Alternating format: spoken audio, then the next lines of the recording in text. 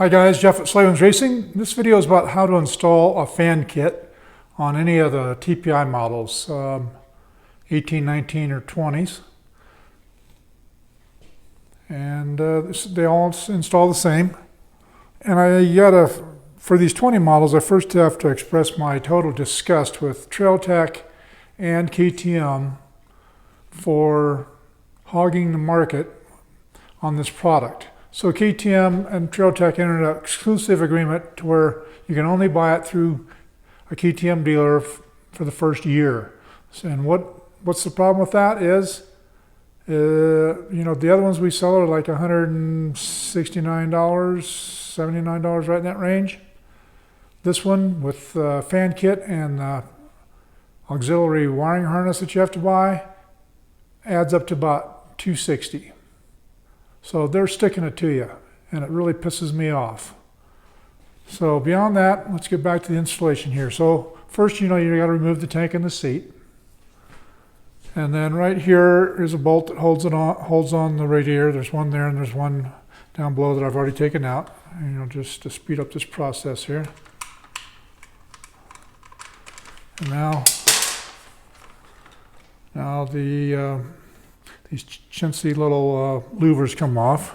And by the way, some guys think that these give crash protection, and that's a total joke. I mean, there is absolutely no crash protection from those things. They're plastic. So once you've got that off, then you can pull the radiator off. And I've already loosened this hose clamp up here. And I've already taken this hose off down here. And I've kind of got this part way on. I was just down here working on my bike, and I thought, I got part way into this project, and I thought, well, the guys would like to know about this. So anyhow, so you can wiggle the radiator out of that top hose, just wiggle on and pull it out. And then just tilt the whole thing down like that. It tells you in there to take the bottom hose off too, and then set it on the bench. I don't do it that way. I like to make it a little quicker if possible. So from here, you install the bolt here, another bolt here. They just screw into these little plastic nubs that are sticking up there. And then on the outside, you do the same. They just self-tap. Sorry guys, I'm doing this by myself right at the moment. They self-tap into that hole right there. Obviously when I don't have the camera in my hand, I'll grab that and push it forward and make it tap in there easily. And I'm sure you guys can figure all that part out by yourself, but what I get questions on is the wiring part of it. But before I get to that, I wanted to also mention this piece. This is the sensor, and it has to be put in up here at the top. That's where they tell you to put it. Their picture shows it about in there. But before you do that, this little packet of paste comes with it, and you need to put that on that sensor before you slide it in. It just helps, it's a thermal compound, so it just helps it conduct better, give you more accurate reading. It does not help it stay in there. This one's actually bent. It's not supposed to be that way, but that's the way it came, so I'll just straighten it back out, and you can just do it with your fingers. It's very soft material, and then I'll push it in a long ways.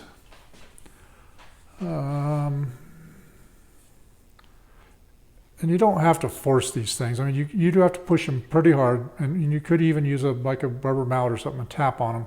But don't get too carried away, because you could damage the radiator. Just use a little sense there. I'm not going to call it common sense because it's not that common.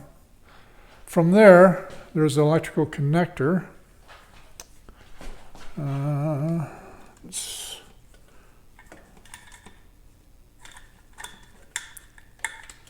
kind of stuck that in there. There we go. So that connector right there. And like I mentioned before, you have to buy an auxiliary wiring harness, which is this piece right here. It goes back to the battery. Now this connector here actually will connect into the harness. You don't see it on this bike, but on my earlier, there it is right there. It will actually connect into that, but the fan won't come on. That gives it power, but it doesn't give it a sensor.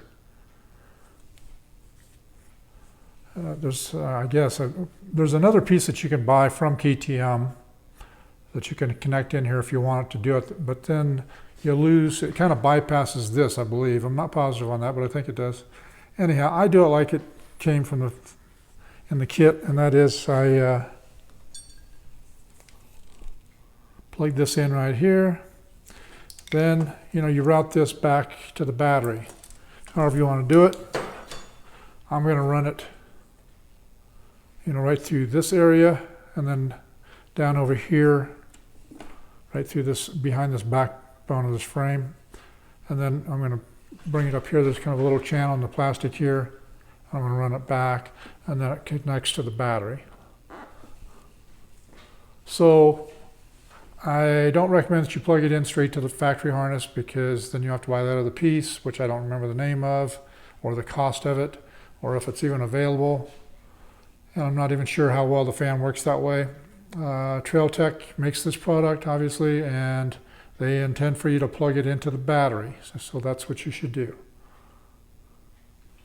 So sorry guys, it's a little bit of a Mickey Mouse video, doing it by myself. But I think it covers the points that you guys asked me about in emails and phone calls. So good luck. That's all for now. Guys, as I was buttoning up this project, I realized there were some key points here that I needed to show you. I got a little bit, went a little too fast. So I slowed down here, and I'll show you a couple more things. So the harness, you can see I've plugged it in right here, and I have zip tied it to this big factory harness, and I also zip tied it down here to the frame of the fan. I just want to keep these wires off of these fins so they don't just bang against there and keep, and tear it up. They probably wouldn't do any actual damage that would ruin your ride or anything, but I don't see any need to tear up those fins if you don't have to.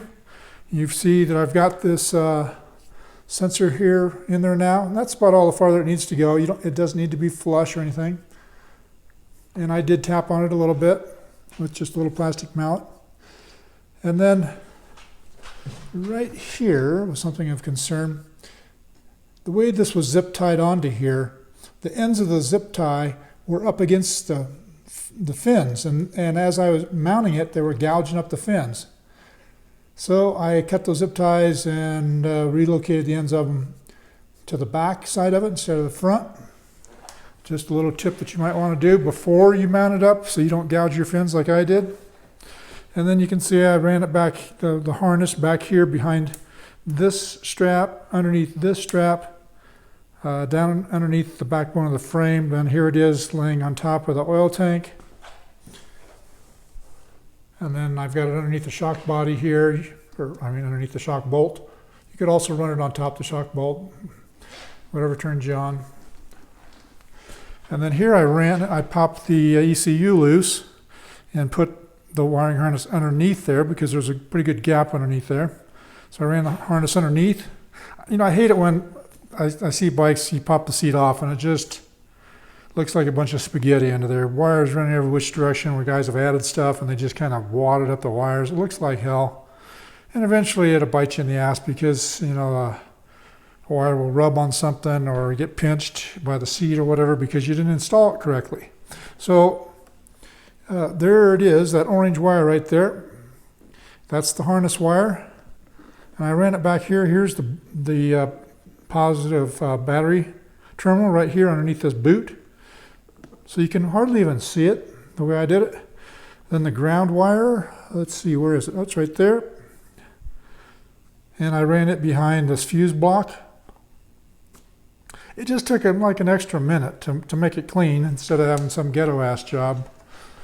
And so I thought you'd like to know that. Also, I'm sure that somebody's going to make comments about the price of this and post that, yeah, there's some other options out there that are a lot cheaper. Well, there are, but this is a Spall fan.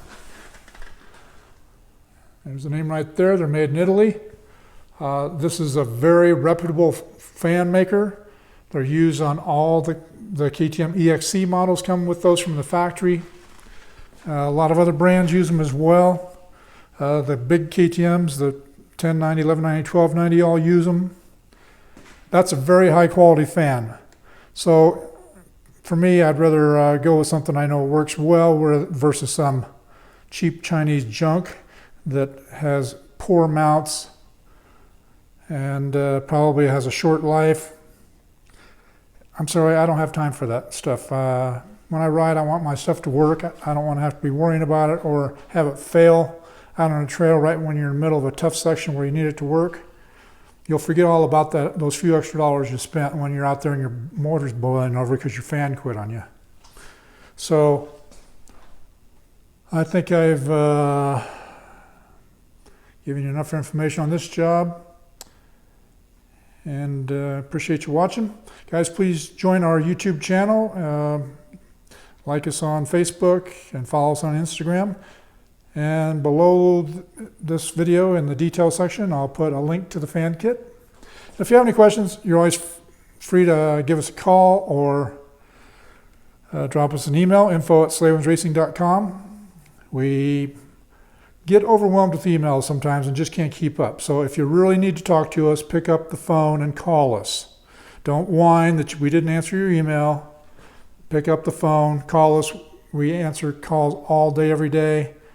And if my staff can't help you, they'll turn you over to me.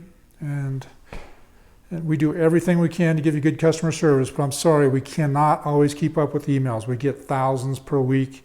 It's just impossible. So we really appreciate your business and would like to see you out on the trail. And don't forget to help with trail issues. Join your local club. Donate if you can. Do everything that you can to keep the trails open and stay on the trail. Don't create braiding areas. That's where there's multiple lines. It's where somebody's turned a good single track into a 5-track. So that's all for now. I'll get off my soapbox here and have a good day.